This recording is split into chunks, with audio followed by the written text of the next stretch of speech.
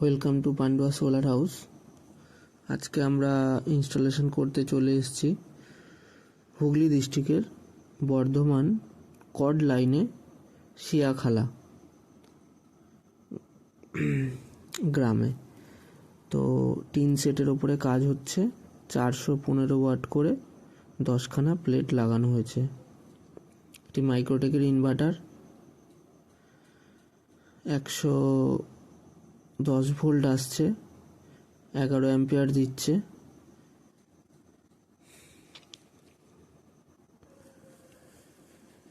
Time দেখাচ্ছে solar on.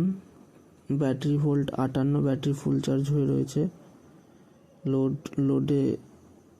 Load on mains. তো আমরা সেলস এবং সার্ভিস দুটোই করি এবং ইনস্টলেশনও করি। তো এটা হচ্ছে ইনভার্টার, 200H করে 4টে ইনভার্টার লাগানো হয়েছে। এটা 48 ভোল্টের সিস্টেম।